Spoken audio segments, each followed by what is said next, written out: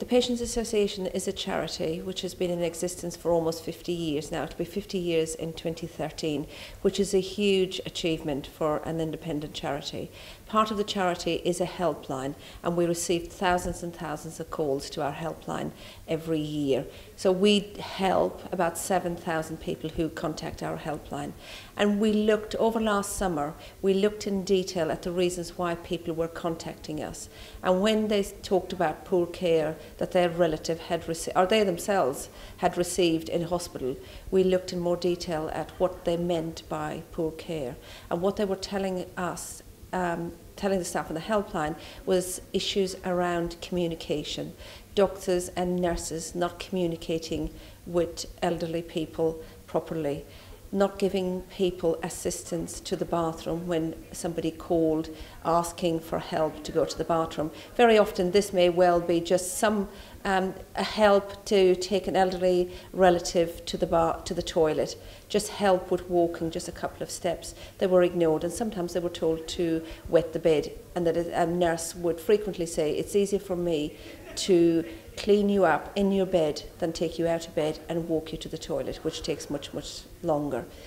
People were telling us, relatives and patients and carers were telling us time and time again, where they or their loved one had asked for pain relief and were left crying out in pain, not given appropriate pain relief.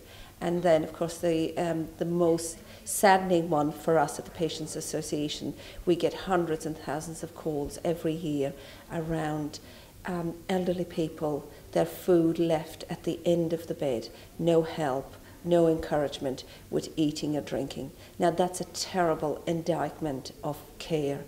So we decided to launch the CARE campaign, and this is to raise awareness of the issues that we are receiving to the helpline. For the past 3 or 4 years, the Patients Association, we've published patient stories, and these are stories that have come to us from relatives, sometimes from patients themselves, about their experiences during their time of care. Now, when we're talking about the basics, the fundamentals of care, it is so sad, it is distressing, so distressing for relatives, so distressing for a husband or a wife to see their elderly partner being neglected by the caring, the nursing, the medical profession. So we launched the CARE campaign as a reminder to those providing the care. And we're not just talking about nurses, we're talking about nurses, physiotherapists, doctors, anybody who comes into care, to remember that the fundamentals, this is the communication, the encouragement with eating, giving adequate pain relief and assistance. When somebody asks you for assistance, you give them that assistance. And what form will this campaign take? So we launched it with Angela Rippon, our Vice President, on the 9th of November. We had huge media profiles from all over the country and in fact around the world. We've had letters of congratulations from thousands and thousands of members of the public, from the professionals, and the professionals that are telling us, at last somebody has taken notice. Thank you, the Patients Association, for doing this. So we wrote to every chief executive, every director of nursing service, every chair, asking them to sign up to the CARE campaign. We asked them to send us a letter of commitment to say they have signed up. Over the past 2 months, we've probably received about 80–85% sign up. Last week, we had posters printed. So now the second phase is actually sending the posters out to every chair and director of nursing services, because ideally we would like the director of nursing services to take ownership of this very, very, very important campaign. So we're going to send out the posters as a reminder to the professionals, to the public and to the patients. So to the professionals, to remind them about the care they must be providing for every patient that they come into contact with. To the public as a reminder that if they're not happy with the care their relative is receiving, then there is something that they can actually do. And to patients also as a reminder.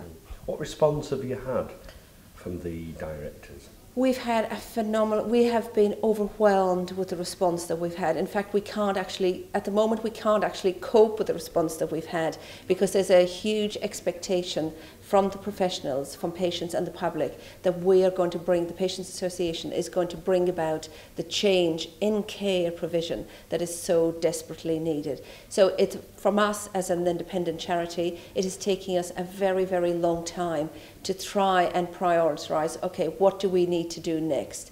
So we've had directors of nursing services contact us asking, how can we work with you to make sure that these very important fundamental elements of care is right for every patient that comes into contact with here at whatever hospital they're contacting us from, that the experience for patients is the right experience and the outcome is the right outcome for every patient. So we're now holding conferences around the country. So we're hoping that by working with the NHS, sharing the very rich data and experiences that we hear through our helpline, and indeed there are many, many patients and members of their family and carers that actively want to work with the NHS to try and bring about the change that is desperately needed. And I think it's really important that the NHS must step back and actually listen and learn from patients and the public. The University of Huddersfield, inspiring tomorrow's professionals.